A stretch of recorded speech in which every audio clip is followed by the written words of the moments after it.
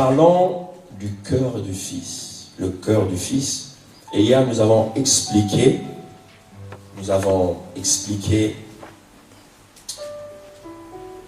qu'il est important, selon le livre de Deutéronome chapitre 28, verset 1, la Bible dit: si tu obéis à l'Éternel notre Dieu, si tu obéis à la voix de l'Éternel notre Dieu, il te donnera la supériorité sur toutes les nations. Et nous avons montré que la supériorité n'est pas le fruit de beaucoup de prières. Tu peux prier 40 jours, 100 jours, 150, 350, 365. Si tu n'es pas obéissant, ces prières sont vaines, pardon. L'obéissance vaut mieux que le sacrifice, dit la Bible. Et nous avons montré que le Fils est celui qui a ce cœur obéissant. Et lorsque tu es obéissant, tu touches même le cœur de Dieu. Dieu a un faible pour les hommes et les femmes qui ont un cœur obéissant. Et pour ceux qui ont des enfants, ils le savent, que les enfants les plus obéissants dans la maison obtiennent les meilleures choses qui existent dans cette maison. Parce qu'ils arrivent à toucher le cœur. Et aujourd'hui, nous avons dit que nous parlerons sur le transfert. Quelqu'un dit avec moi transfert. Transfert. Quelqu'un dit avec moi la transmission. La transmission. Ouais. Nous allons lire quelques textes.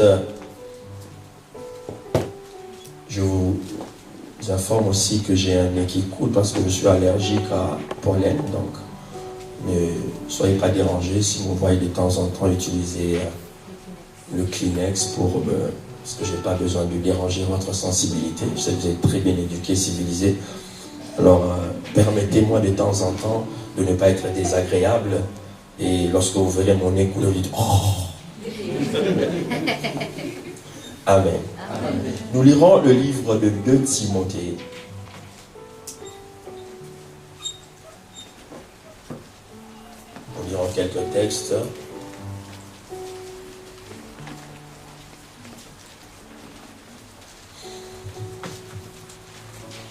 J'aimerais aujourd'hui voir quelqu'un qui a une très belle voix. Parce qu'on est en train d'enregistrer, je vais amener les images en Afrique. Alors si tu sais que tu lis très bien et tu as une très belle voix comme la mienne, bon, tu peux nous aider à lire. En tout cas, sois-en sûr que tu as une belle voix. 2 Timothée chapitre 2, versets 1 à 2.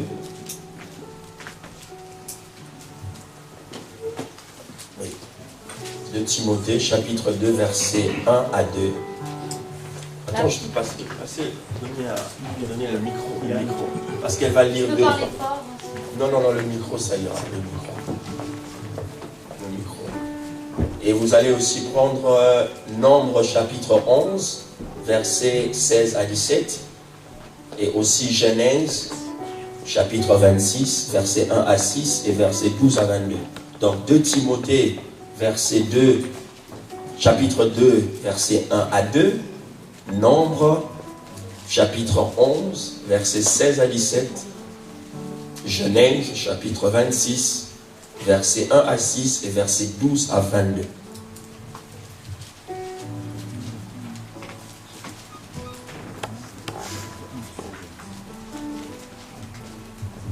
Dieu t'accorde sa grâce et m'accompagne aujourd'hui dans cette esprit, dans le nom de Jésus.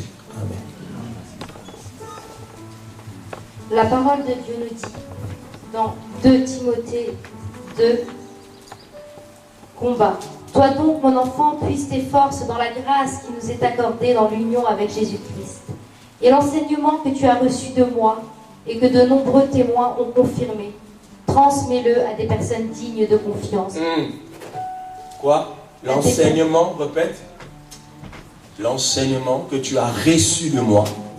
Ça veut dire, voilà, ça a reçu de, c'est venu de quelqu'un, d'un père.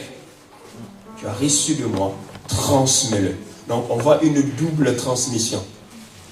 Quelqu'un qui a reçu quelque chose et aussi va le transmettre à d'autres. Il continue. Transmets-le à des personnes dignes de confiance, qui seront capables à leur tour d'en instruire d'autres. Amen. Amen. Ma pensée ce matin va résider dans ce chapitre, dans ce verset.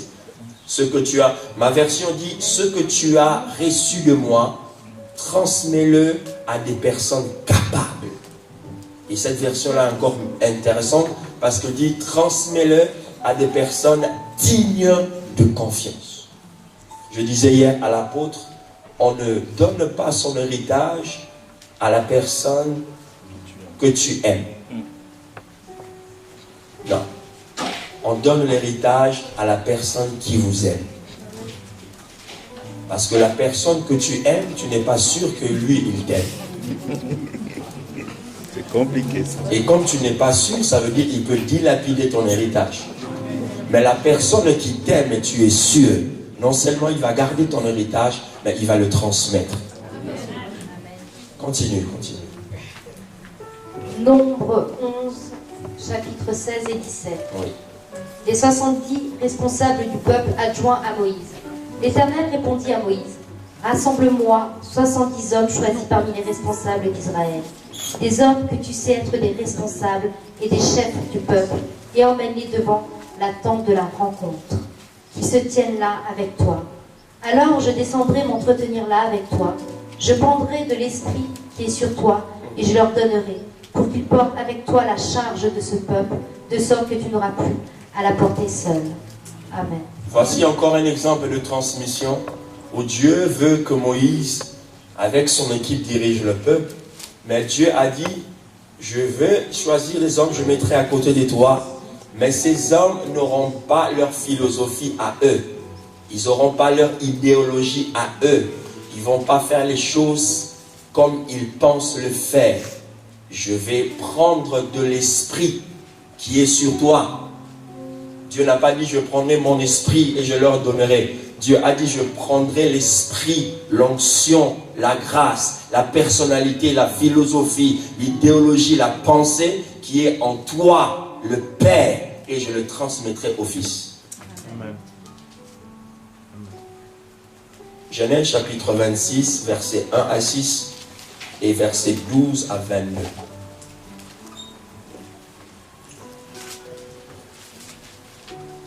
Isaac à Guérar. À cette époque-là, il y a eu de nouveau une famine dans le pays, comme naguère au temps d'Abraham. Alors Isaac se rendit à Guérar, chez Abimelech, roi des Philistins. En effet, l'Éternel lui était apparu et lui avait dit, ne descends pas en Égypte, fixe-toi dans le pays que je te désignerai. Séjourne dans ce pays-ci, je serai avec toi et je te bénirai, car c'est à toi et à ta descendance que je donnerai tous ces territoires. J'accomplirai ainsi le serment que j'ai fait à ton père Abraham. Je rendrai ta descendance aussi nombreuse que les étoiles du ciel, et je lui donnerai dans ces territoires-ci, et tous les peuples de la terre seront bénis, et ta descendance.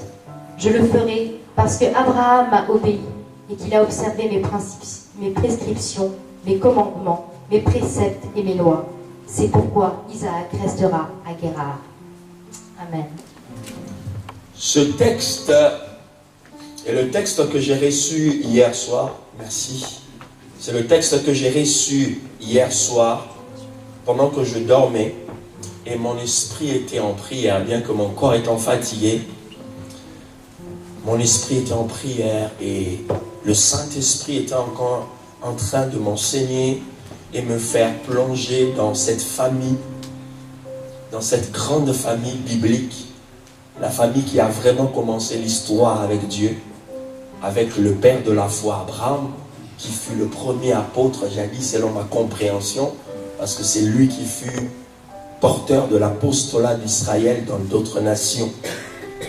Et Dieu m'a fait pénétrer dans cette famille, au cœur de cette famille, pour comprendre le fonctionnement qu'il y avait entre le Père, le Fils et le descendant, c'est-à-dire Abraham, Isaac et Jacob. Figurez-vous que la Bible dit, nous ne prions pas un Dieu de mort, mais un Dieu de vivant. Amen. Et je me suis toujours demandé pourquoi est-ce que lorsque nous prions, nous récitons les noms de ces trois personnes. Et pourtant, ils sont morts. Abraham est mort, il n'a jamais ressuscité. Isaac est mort, il n'a jamais ressuscité. Et Jacob est mort et jamais ressuscité. Mais lorsque nous prions le Dieu d'Abraham, d'Isaac et de Jacob. Parce que ces trois personnages, en eux, constituent l'alliance que Dieu a établie avec son peuple. Amen. Et l'alliance ne meurt jamais. Amen. Même si ceux qui ont conclu l'alliance meurent, mais les bénéfices de cette alliance restent. Je voudrais te parler d'un Dieu générationnel aujourd'hui. Je voudrais te dire qu'il y a des choses, si tu les fais et tu les fais bien, ces choses, même après ta mort, tes enfants vont en bénéficier. Amen. Les enfants de tes enfants en seront bénéficiaires. Tu auras combattu pour eux, tu auras ouvert un chemin, tu auras ouvert un couloir, un boulevard qui ne va plus s'arrêter. Un torrent de vie, une source de grâce va jaillir et va couler de ta descendance. Même lorsqu'on ira t'interviewer par TF1 dans ta tombe, tu seras dans le sourire et tu sauras que tu as laissé une descendance heureuse. Nous autres, nous combattons des fois des esprits parce que nos arrière-parents n'avaient pas compris ces choses. Ils ont fait des choses bizarres dans leur village, dans leur coin. Et nous combattons parce qu'ils n'avaient pas compris. Il n'en est pas ainsi de toi. Toi, tu es quelqu'un qui peut devenir un patriarche dans ta famille. C'est-à-dire, tu peux être à l'origine de la bénédiction générationnelle qui peut se poser et ne plus partir de ta famille.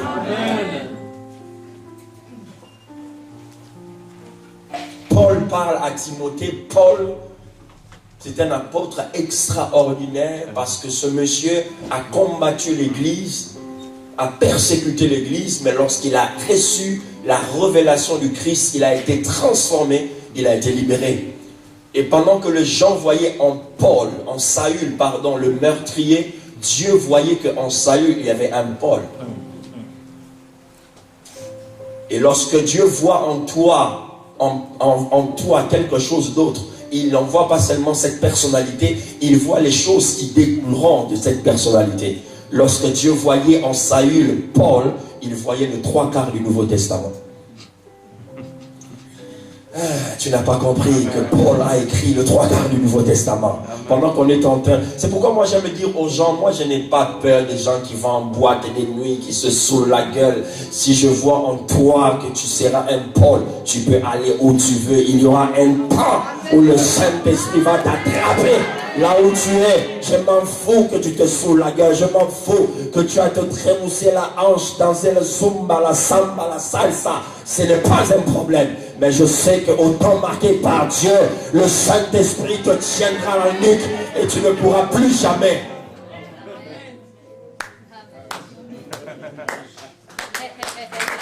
Je ne prêche pas ces gens qui vont essayer d'abandonner. Non. Lorsqu'ils te le croisent, même si tu étais un Saül, un vrai meurtrier, lorsque tu t'es moqué les gens, pendant que les gens tombaient sous l'onction, mais le jour où ça te prendra toi, ça te fera courir. C'est ça même. Ça te fera courir. Alléluia. Donc cet homme avait beaucoup de passion pour l'évangile. Amen. Et il a servi Dieu toute sa vie. Et il parle à son fils, Timothée. Et il lui donne des instructions. Parce qu'on ne parle pas à un fils comme on parle à un étranger. On ne parle pas à un fils comme on parle à un cousin. Parce qu'on sait que ce fils, il est digne de recevoir de vous les instructions. Et Paul, s'adressant à son fils spirituel, il lui donne des recommandations. Il lui dit, c'est que tu as reçu de moi, c'est que tu as reçu de moi. Tu ne peux recevoir que d'un homme. Même ceux que vous voyez, les chirurgiens qui dévisagent les gens, qui changent la configuration du visage des gens, ils ont appris ça de quelqu'un. Chaque domaine a des pères.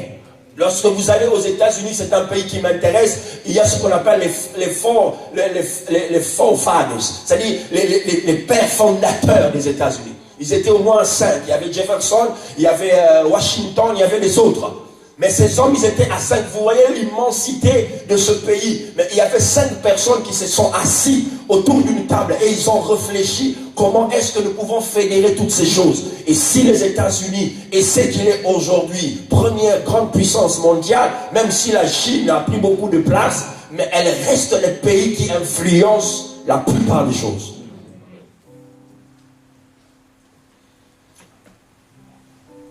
Et la Bible dit que cet homme a parlé à son fils. Et il lui donne cette instruction. Il lui dit, ce que tu as reçu de moi, transmets-le à des hommes fidèles.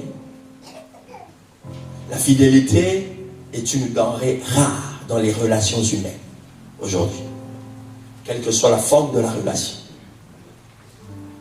Et il insiste. Je disais à l'apôtre hier, moi je suis de nature et de conviction loyale. Je n'ai pas beaucoup d'amis dans ma vie.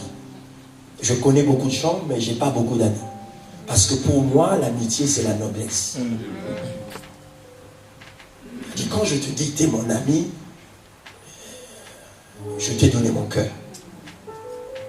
Je vis dans cette logique-là de la loyauté. On ne trahit pas un ami. On ne fuit pas un ami quand il a des problèmes.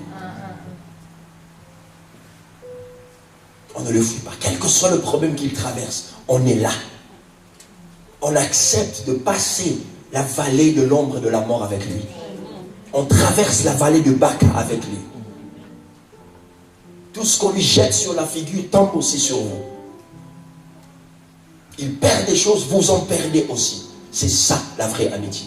Et Jésus pouvait dire à ses disciples, maintenant je ne vous appelle plus mes serviteurs, je vous appelle mes amis. Ça veut dire la dimension d'amitié est plus grande que la dimension de serviteur.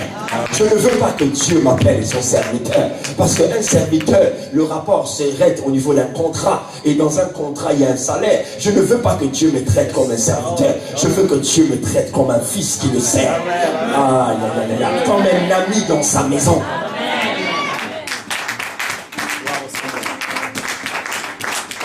Certains d'entre vous, vous êtes restés au niveau des membres. C'est pourquoi vous avez la bénédiction des membres. Je suis membre dans cette église. Dieu n'a pas besoin des membres. Dieu a besoin des fils. Parce que le royaume de Dieu n'est pas un club où on a une carte, où on vient cloquer, on est présent, on est absent, on était à telle heure. Non, non, non. Le royaume de Dieu, c'est un royaume. On fait partie de ce royaume. C'est une famille. On appartient à cette famille. C'est un gouvernement. On a été élu dans ce gouvernement. Ce n'est pas un club. Je te délibère, je te libère de l'esprit de membership. Que tu ne sois plus membre, que tu deviennes un fils, une fille dans la maison du Seigneur. Tu n'aimes pas ton père parce qu'il t'apporte de l'argent sur la table et te dit c'est pour tes vacances. Tu aimes ton père parce qu'il y a un lien entre vous indescriptible. Et ce lien ne peut pas être détruit par qui que ce soit. Et Paul dit, je te transmets, mais sois sûr, à ton tour, de les transmettre, mais à des hommes fidèles. Écoutez, la fidélité, c'est pas l'ancienneté. Tu peux être ancien sans être fidèle. Ancien dans un domaine, sans être fidèle à ce domaine. Ancien dans une maison, sans être fidèle. Mais la fidélité, forcément, t'amène dans l'ancienneté. Parce que tu demeures dans tes convictions. Tu demeures dans ces choses. Et la fidélité t'amène dans la loyauté. La loyauté t'amène dans l'intimité. Et l'intimité te donne le pouvoir. Aïe, aïe, aïe, aïe, aïe, aïe, aïe, aïe. Est-ce qu'il y a des gens qui comprennent ce que je suis en train de dire ici? Il y a des gens qui sont dans le Seigneur, mais qui ne sont pas dans l'intimité avec lui. Quand tu es dans le Seigneur et que tu entres en intimité avec, c'est là où tu commences à découvrir ton pouvoir. Vous savez, il y a des gens, ils te reçoivent chez lui, mais tu restes dans le salon. S'il a plusieurs salons, chez vous, ici, il n'y en a pas trop. Hein? Des maisons avec plusieurs salons. Chez nous, en Afrique, il y en a. Tu vas avoir une maison avec 4 salons, 3 salons. Chez vous, ici, il n'y en a pas. En Afrique, il y en a.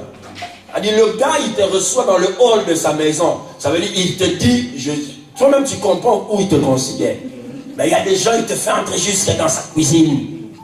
Il te fait entrer jusque dans sa chambre à coucher. Ça veut dire qu'il te fait confiance. Transmets-le à des hommes fidèles et que eux aussi soient capables de le transmettre aux autres. Vous allez voir que certaines marques que vous connaissez, certains designs que vous connaissez, surtout les plus vieilles, les marques comme Louis Vuitton, Hermès, ce sont des vieilles marques. Et ils ont basé leurs produits dans un savoir-faire. Et ce n'est pas n'importe quel ouvrier qui peut travailler dans ces boîtes. Il faut être un ouvrier hautement qualifié, comme me disait l'apôtre hier. Il faut avoir un savoir-faire. Et si vous voyez, ce sont des entreprises qui ont commencé comme des entités familiales. Mais parce qu'il y a eu une transmission de savoir-faire, ces entreprises ont gardé leur savoir-faire jusqu'aujourd'hui. Et sont restées et sont devenues d'ailleurs des emblèmes de la nation. Vous direz au Japon, on ne connaît pas forcément Manuel Valls. Mais on connaît Louis Vuitton. Tu n'as pas compris de quoi je parle. Vous n'aimez pas quand vous prêchez des bonnes choses ou quoi? On ne connaît pas le ministre de l'Agriculture. Je ne sais pas maintenant c'est qui. Voilà. Il y a déjà des gens qui en veulent. Donc, les gens ne le connaissent pas. Mais si vous dites Hermès, les gens le savent. Pourquoi? C'est le poids du savoir-faire. Les années. Le savoir-faire qu'il y a dans cette marque. La tradition qui a été perpétuée. De génération en génération. Et jusqu'aujourd'hui, ce nom reste. Et si Dieu, et si les hommes ont compris qu'il y a une transmission de savoir, une transmission de capacité, Dieu, dans certains milieux, dans l'église, veut que la tradition de la foi, la tradition, la transmission de la grâce et de la connaissance se perpétue. Amen.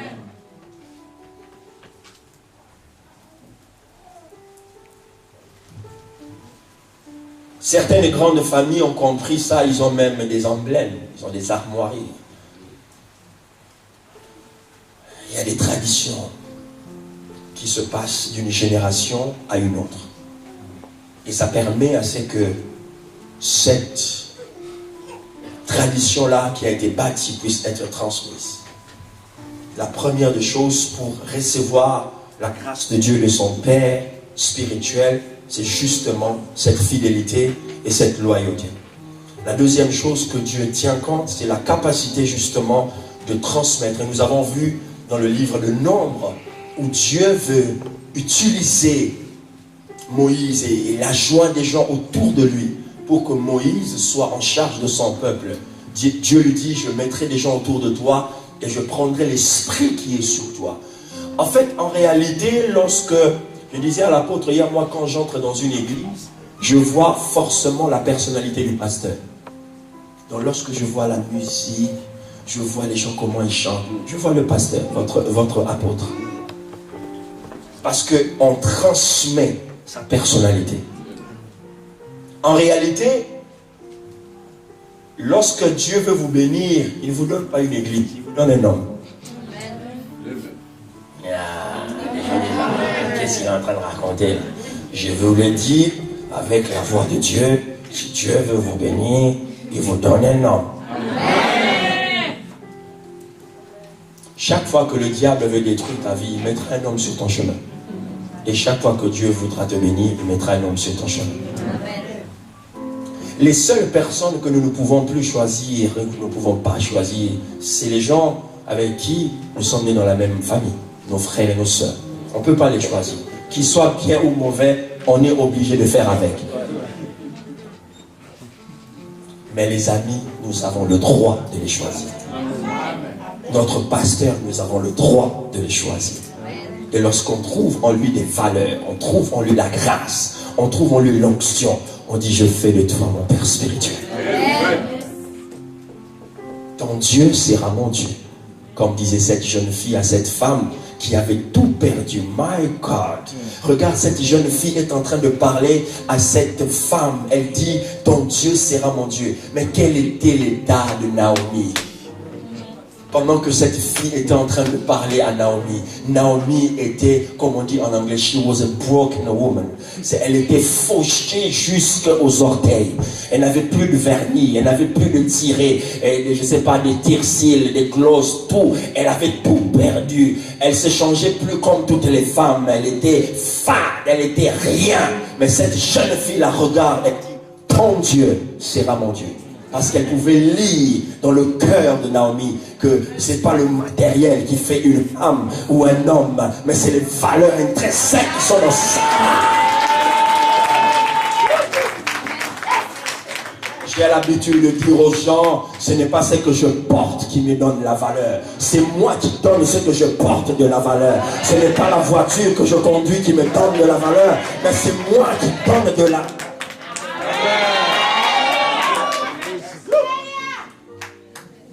Ma mère me disait toujours, même quand tu manges la semoule et les légumes, mon fils, mange-le avec la fierté, plus que celui qui mange le steak et les tomates, je ne sais pas quoi. Mange-le bien. Donne aux gens l'appétit de manger. Elle m'a appris comment on coupe la semoule avec un axe. Et c'est ça même l'excellence. Ce n'est pas le fait d'avoir beaucoup de choses, mais c'est de savoir de faire bon usage de ce qu'on a. Le militaire n'a pas plusieurs tenues, il n'en a que deux. Mais lorsque tu entres dans sa chambre, tout est repassé, tout est rangé. Et il se réveille à une certaine heure.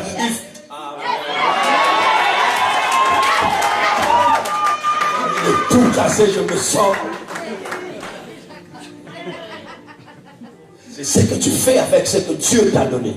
Et lorsque Dieu t'a donné un homme de ce calibre, tu dois te savoir béni, parce qu'en anglais on dit bad leadership is a curse, c'est-à-dire un mauvais leadership c'est une malédiction, and a good leadership is a blessing, et un bon leadership c'est une bénédiction. Je voulais que quelqu'un se lève dans cette salle et bénisse Dieu pour l'apôtre, c'est pas le cas, parce que Dieu, je voulais que quelqu'un dise merci au Seigneur. Parce qu'il m'a donné un pasteur, un père, un homme roi, un homme béni. Je l'aime, je le soutiens, je prie pour lui, je le bénis.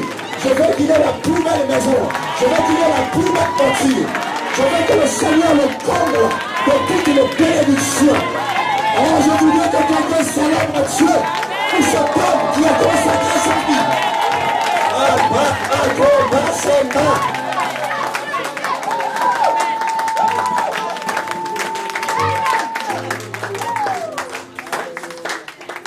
Je voulais que vous disiez à la ville de Strasbourg, nous aimons notre pasteur. Nous voulons qu'il soit l'homme le plus béni dans la ville. Nous voulons que lorsqu'il roule dans sa Bentley ou dans sa Rolls Phantom, que les gens sachent que Dieu est dans cette maison-là. Que Dieu est en train de faire des choses extraordinaires. Même s'il est humble, il n'aimera pas ce genre de voiture parce que c'est tout flashy. Mais si vous en avez l'opportunité, achetez-le lui.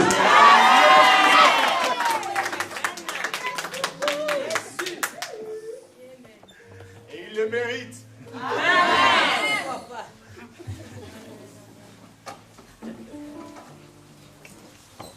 La troisième chose, c'est la sensibilité. Un fils doit être sensible. Un fils doit être sensible. Et je plonge directement dans cette famille d'Abraham. Lorsque je parle de la sensibilité, dans le livre de Genèse chapitre 12, Dieu apparut à Abraham et lui dit, voici je veux faire de toi une bénédiction, je ferai de toi une grande nation. Il lui donne à peu près 11 à 12 bénédictions. Et il dit, voici je serai avec toi, je serai l'ennemi de tes ennemis, l'ami de tes amis, je ferai de toi une grande bénédiction et tu seras pour toutes les nations de la terre une grande bénédiction. De toi découleront toutes les nations de la terre. Il le bénit. Mais il lui donne une condition, il quitte la patrie de ton père, quitte la maison de ton père. Vous savez, il est plus facile de quitter son pays que de quitter sa famille.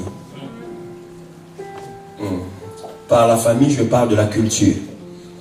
C'est pourquoi tu verras que tu es naturalisé français, mais tu as du mal à te désolidariser de la semoule.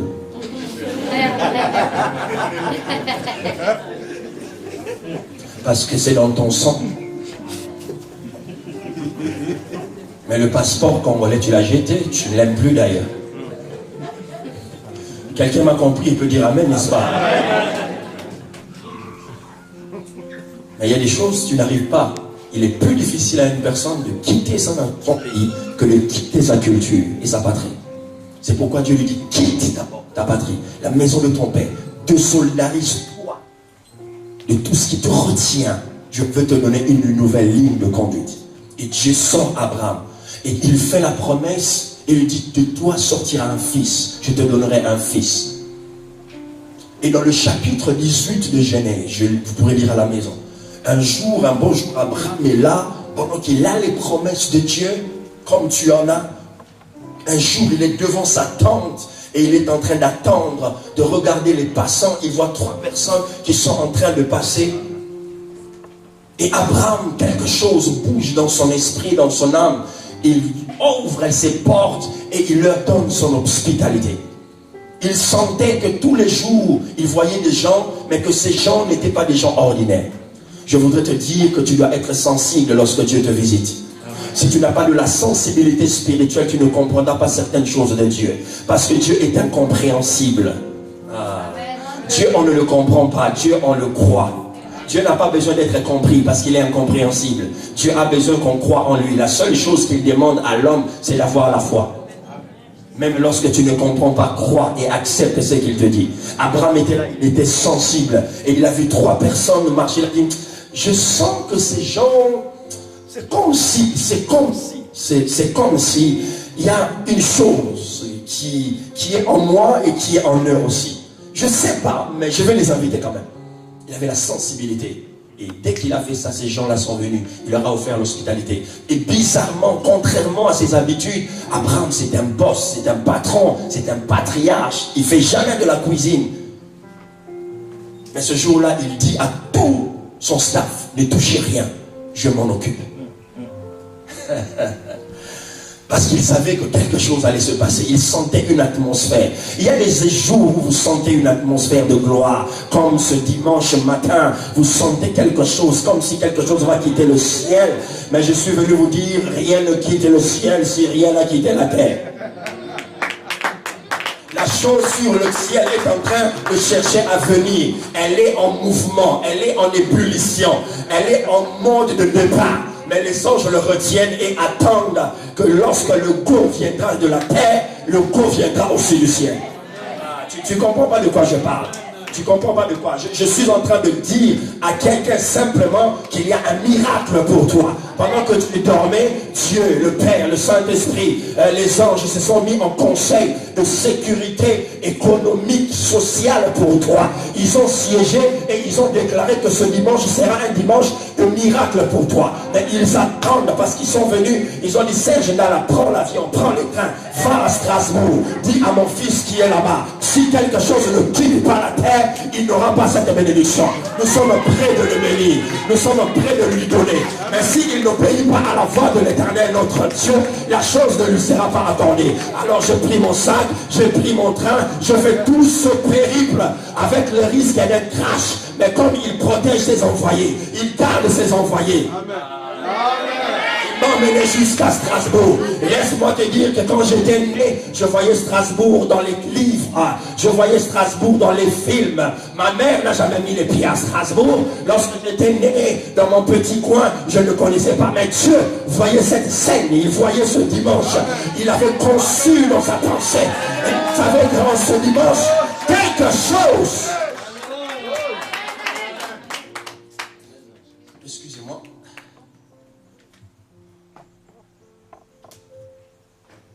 Et la Bible dit, Abraham les a pressés à entrer. Il les a pressés à entrer. Ils sont entrés, Abraham a pris les choses en main. Il a tout géré. Il a pris, la Bible dit, il a pris un veau gras. Un veau gras. Il a pris un veau gras. Il les a essuyés les pieds parce que à l'époque, ces gens-là avaient des sandales et ils marchaient des kilomètres. Il n'y avait pas de voiture. Donc, laver les pieds, c'était leur montrer l'hospitalité. On les a nettoyés les pieds. Il a préparé et les a appelés à leur table. Et ils ont mangé, ils ont mangé. Quand ils ont mangé, ils se sont rassasiés du veau gras d'Abraham. Ils ont compris que quelque chose venait de quitter la terre. Amen. Oh, tu n'as pas compris de quoi je parle. J'ai dit que ta bénédiction réside dans ce que tu libères. Ce n'est pas dans ce que tu gardes. C'est ce que tu libères qui t'amène dans la grandeur. Car dans chaque graine, il y a un arbre. Et derrière un arbre se cache une forêt. Tu n'as pas compris que le royaume de Dieu est comme le grain, le petit grain, le grain de sénévé. Lorsqu'on l'a sémé à terre, il produit, devient un gros arbre et il attire vers lui des oiseaux venant de toutes parts. Et Abraham a servi, ils ont mangé. Et ils ont regardé dans la maison, ils ont remarqué l'absence de quelque chose. Il n'y avait pas de bruit, il n'y avait pas de Dieu. Il y avait quelque chose qui manquait. Et ils étaient venus pour la chose. Appelle ta femme. Il appelle sa femme. Il dit, tu auras un enfant. Sarah rit parce qu'elle était déjà avancée en âge. Abraham était déjà avancé en âge. Mais Abraham avait la promesse. Si la promesse, elle date, attends-la. Elle s'accomplira certainement. Elle peut être combattue. C'est pourquoi la Bible dit, attends-la. Mais elle ne peut pas être détruite. La prophétie de Dieu est indestructible, elle est inoxydable, elle est invieillissable, elle est indémodable. Elle bouge, elle est dynamique, elle n'est pas inerte, elle n'est pas statique, elle bouge. Si on la bloque à gauche, elle perce à droite. Si on bloque et à gauche et à droite, et devant et en arrière, elle prend les airs. Amen. Imbloquable. Oh, je sens que quelqu'un est comme le vent ici, comme la Bible dit. On t'a bloqué à gauche, mais tu vas percer à droite. Cette formation n'a pas marché, ça veut dire que ce n'était pas à toi. Nous sommes dans la logique, une porte fermée, ça veut dire une autre est en train de s'ouvrir. Une amie partie, un ami parti, ça veut dire que c'était la fin de son cycle dans ma vie. Il m'a apporté ce qu'il m'a apporté. Bye bye, ciao, hasta la vista, baby. La vie continue, je marche. Je suis un lion, je n'ai pas besoin tout le temps d'être en troupe, parce que le lion n'a pas besoin d'être en troupe pour chasser. Seul il peut chasser. Ce sont les moutons qui ont besoin d'être tout le temps ensemble. Moi je suis de la nature de lion. Seul je peux avoir des choses. Seul je peux conquérir. Que vous partez ou pas.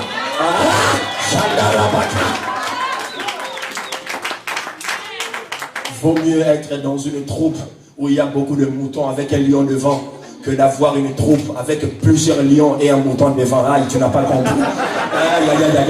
Je suis venu vous dire, votre église, même si vous êtes des moutons, mais vous avez un lion devant. Un lion! Les moutons ont juste besoin de se sécuriser derrière le rugissement du lion. Ils ont mangé, ils ont mangé, ils ont mangé. Abraham, il y aura quelque chose dans la vie. Appelle Sarah. Sarah, tu auras un enfant. Sarah rit. Ton fils s'appellera Isaac. On l'appellera Isaac. Lorsque ces gens parlent à Abraham, la condition du corps d'Abraham, elle est détruite. Elle est détruite. Il est vieux. Et sa femme est vieille. Ça veut dire biologiquement, médicalement, anatomiquement.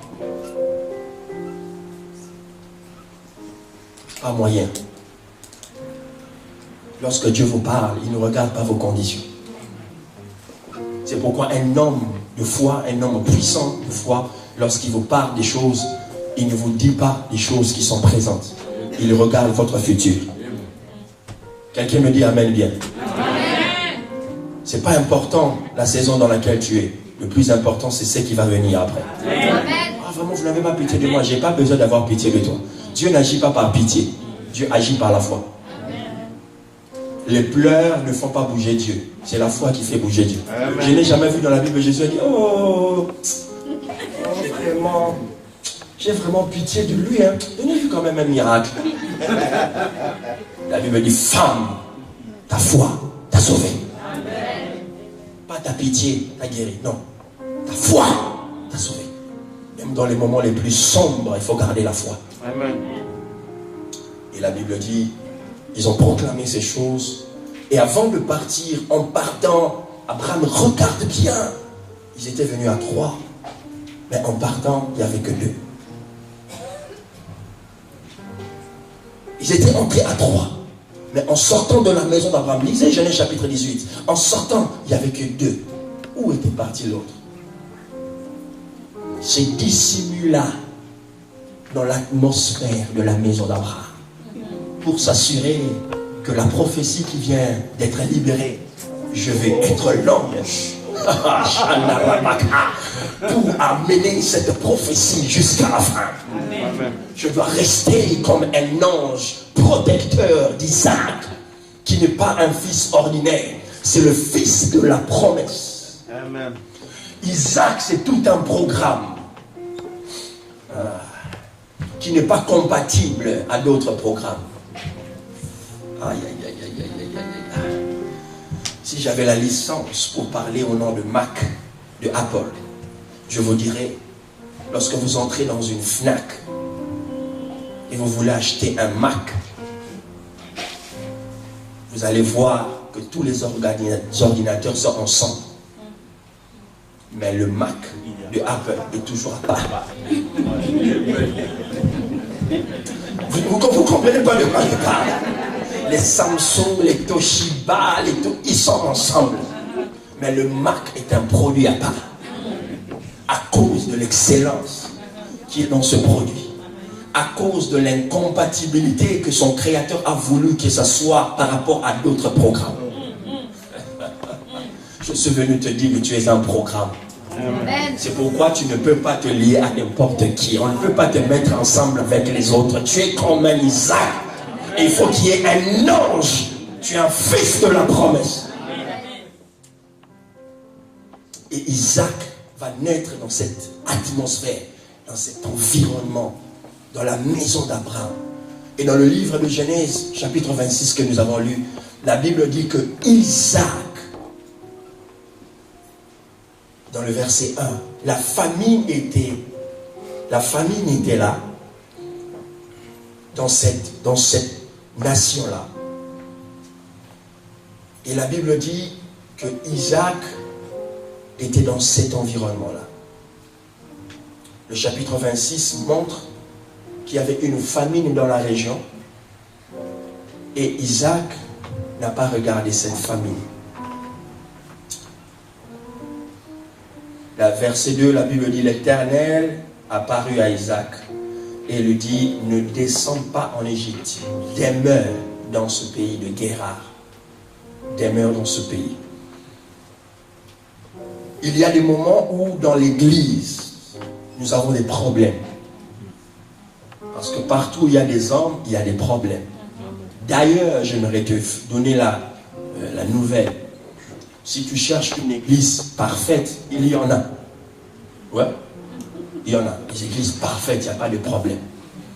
Mais la mauvaise nouvelle, c'est laquelle? C'est que toi, tu es imparfait.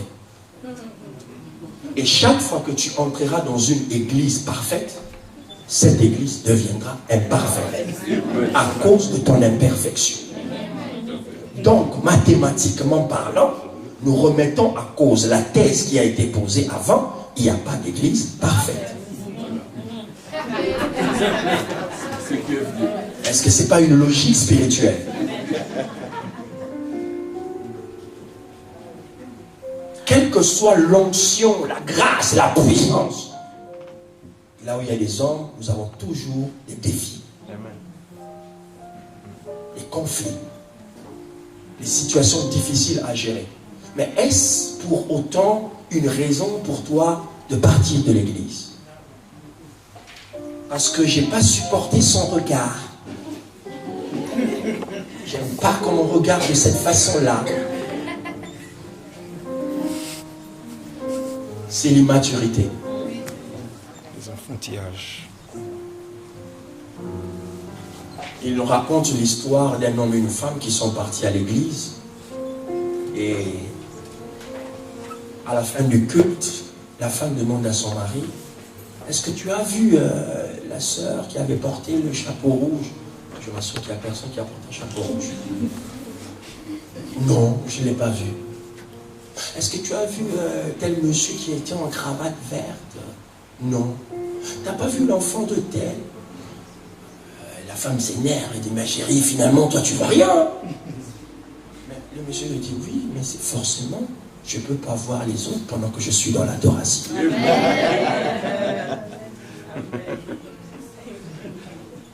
Tu vois tout parce que tu n'es pas concentré vers Dieu. Et lorsque tu n'es pas concentré vers Dieu, tu ne vois que les défauts des gens. Écoute, tu as tellement de problèmes dans ta vie. Si j'étais toi, j'allais même pas m'occuper des affaires des autres. Sincèrement. Tu as payé ton loyer, EDF est là. On vous menace, on va licencier 800 personnes dans votre entreprise. Au lieu d'intercéder, que tu ne sois pas dans le nombre, tel a fait ceci, tel a fait cela, tel ne me parle pas. Mais tu es en train d'être distrait pour rien. Je ramène ton esprit à être focus vers le Seigneur et ta vie. Laisse les gens faire leur vie. On ne vient pas à l'église pour se faire des copains, des copines. On vient à l'église pour que Dieu te parle et que ton destin soit effectif dans la vie. Le reste, on s'en fout. C'est pas mes oignons. Je me concentre sur l'essentiel. Et l'essentiel, c'est Dieu et moi d'abord. Et lorsque Dieu me donne la grâce d'être actif dans son église, je suis actif.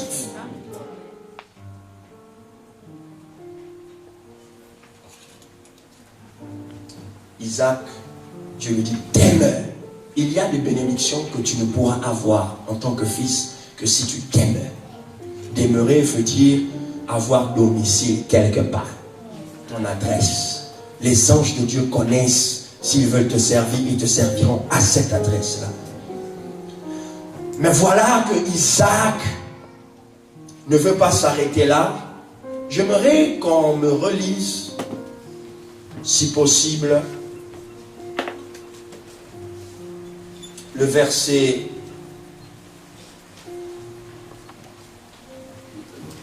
le chapitre 26, le verset 4,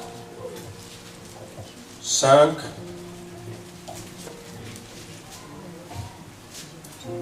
le verset 4 et verset 5.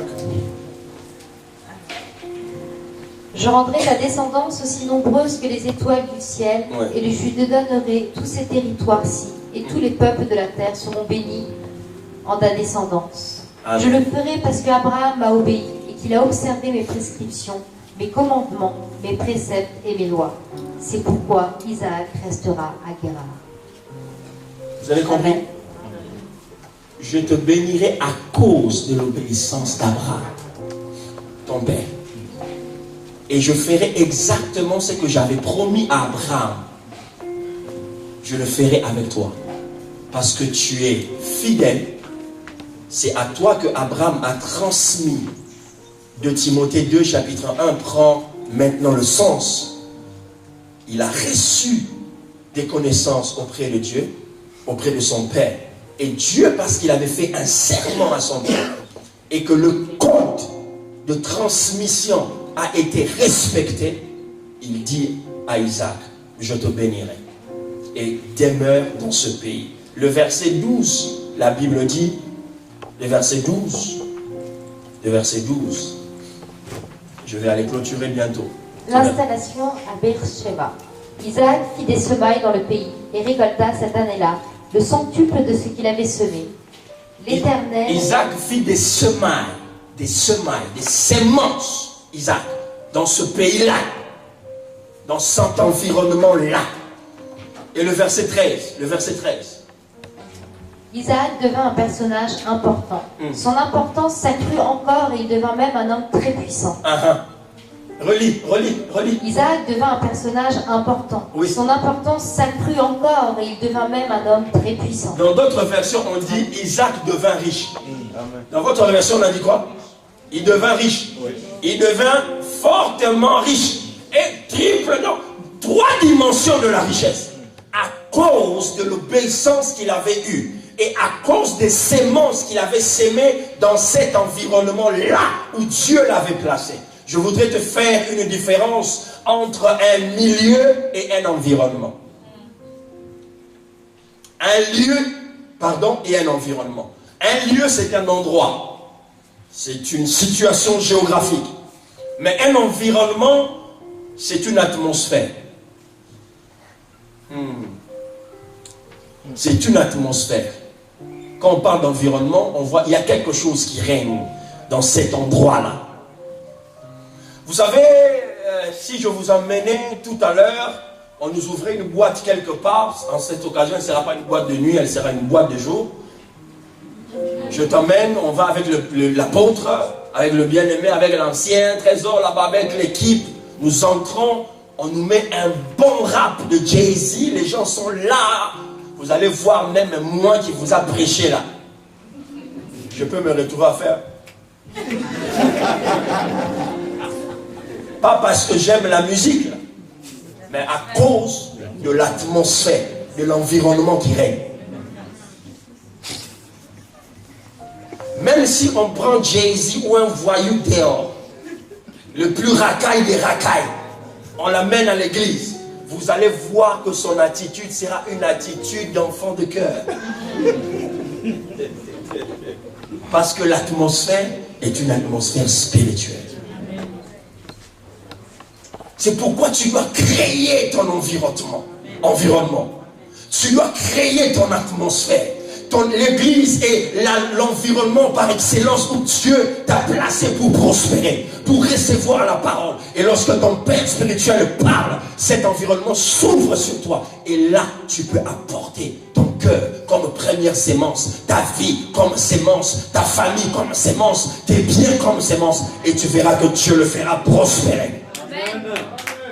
Écoutez, la Bible dit Dieu a fait de cet homme un homme important, selon cette version, et dans l'autre version, un homme riche. Qui t'a dit que Dieu ne veut pas que tu sois riche?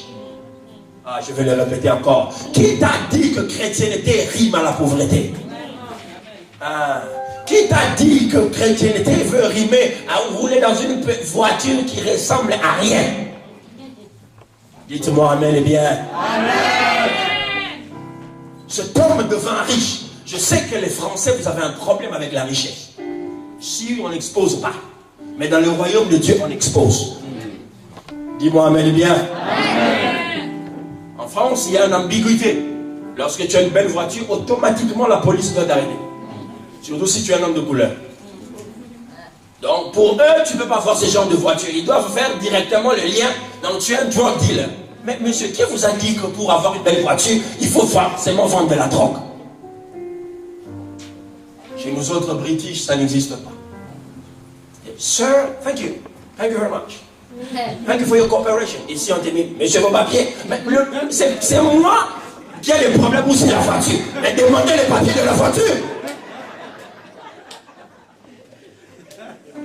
C'est la mentalité du pays. Je n'en disconviens pas, mais c'est la mentalité du pays. Juste pour vous dire que Dieu est capable de te rendre riche. Amen. Non, je dis que Dieu est capable de te rendre riche. Et de cette façon-là, c'était d'une manière surnaturelle.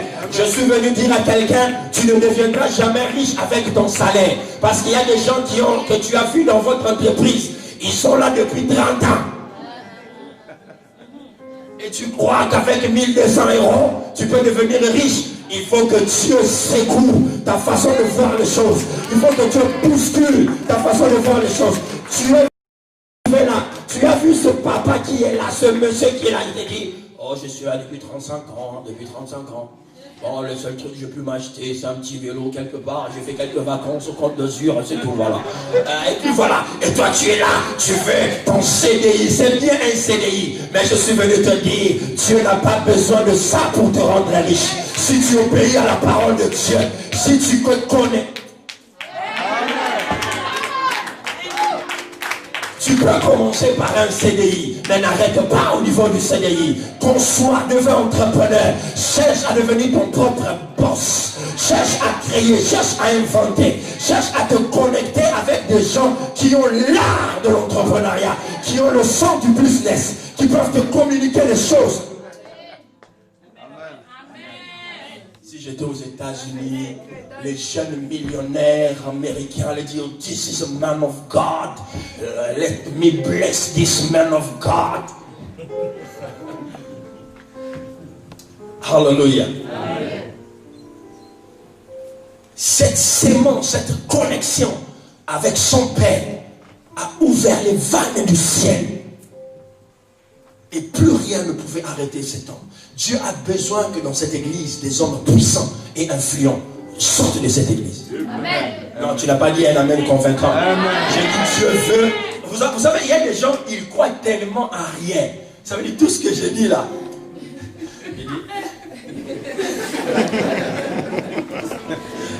Dans sa tête, il dit, comme on dit chez nous, bon, le barato les gars. Non, parle, bon, on va sortir. Elle est en train de se... Non, vous savez, la bénédiction, c'est la parole. Amen. Amen. Les patriarches ne bénissaient pas avec les objets. Avant de te bénir, il appelait les gens et il parlait. C'est ce que je dis là. Si tu as la foi, ça s'accomplira. Amen. La première fois, j'avais 17 ans, j'ai mis mes pieds dans une église. Un homme est venu du Nigeria, il prêchait dans un coin perdu de mon pays. Et ce jour-là, je suis allé dans cette église, j'ai vu cet homme. Il m'a dit, il a prêché après, il priait pour les gens. Il est venu devant moi, il a dit, Young man, God is going to use you. Jeune homme, tu vas t'utiliser.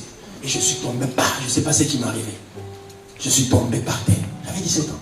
Plein dans la musique, dans l'ambiance, les filles et tout ça. Ce jour-là, je ne comprenais pas. Mais j'ai retenu cette phrase. Et c'était le début des nouveaux cycles dans ma vie. Je suis rentré chez moi, j'ai pleuré devant mon père. Je lui ai pardonné parce qu'il avait une forme de valise avec un code secret. Et je ne sais pas par quelle divination, je ne sais pas, j'avais pu déceler son code. Donc je lui volais de temps en temps l'argent. Donc je viens devant lui, j'imagine, il voit que je pleure. Il dit, pourquoi tu pleures? Je dis, je veux confesser mes péchés. Quel péché? Je ne suis pas un prêtre, moi. Et non, je veux te dire, t'avouer que je t'ai volé de l'argent de temps en temps. Il était d'abord étonné. Ah, tu m'as fait. J'ai confessé mes péchés. Il dit, pardonne-moi parce que j'étais un rebelle, tout ça là. Personne ne m'a dit de faire toutes ces choses. Moi-même. Parce que ça brûlait en moi le Saint-Esprit. Je voulais être correct. Lorsque le Saint-Esprit entre en toi, c'est impossible que tu te contiennes. J'ai demandé pardon, je suis allé chez ma mère, j'ai demandé pardon. Je suis allé voir un de mes meilleurs amis, on s'était disputé une copine, une affaire de fille. J'avais décidé de ne plus lui parler. Et l'ego de la jeunesse était là, j'ai dit, moi je vais lui demander pardon. Vous voyez un jeune de 17 ans aller demander son ami pardon, c'est pas évident. J'ai décidé de partir. J'ai dit, je lui serrai la main, je dis pardonne-moi. J'ai essayé de régler tous mes problèmes avec les gens. Parce que je savais que j'avais pris une nouvelle direction de ma vie. Et depuis ce jour, je le sers jusqu'aujourd'hui. Jusqu'aujourd'hui. Je n'ai jamais regretté une seconde que je passais avec le Seigneur. Et pendant que je faisais ces choses, j'étais fauché. Jeune garçon en Afrique, intelligent, brillant à l'école, mais l'avenir est sombre, à l'image du pays d'ailleurs. Ne sachant pas si le lendemain, nous avons vu des choses atroces, des guerres, des gens mourir devant moi. Mais parce que la promesse était là. Parce que quelqu'un m'avait dit, un homme de Dieu m'avait dit, God is gonna use you. Dieu va t'utiliser. Je suis venu dire à quelqu'un, tu es comme un Isaac. Amen. Dieu veut te rendre riche afin que le nom de son Père soit élevé. Amen. Tu n'as pas compris. Je suis venu dire à quelqu'un que même si tu es né dans une famille modeste, ordinaire, mais toi, ton destin est différent. Je suis venu dire à quelqu'un, si dans ta famille, on n'arrivait pas à faire certaines choses, toi, ton salaire doit être différent. Tu dois entrer dans le milieu des traders, dans les grandes écoles.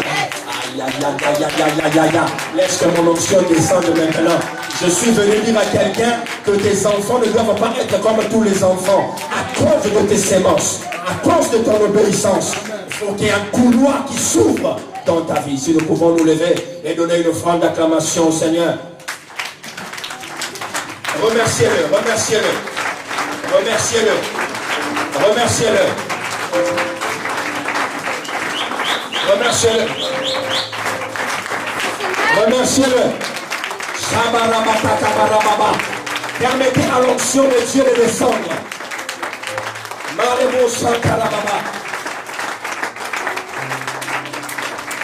For you are great. You do miracles so great.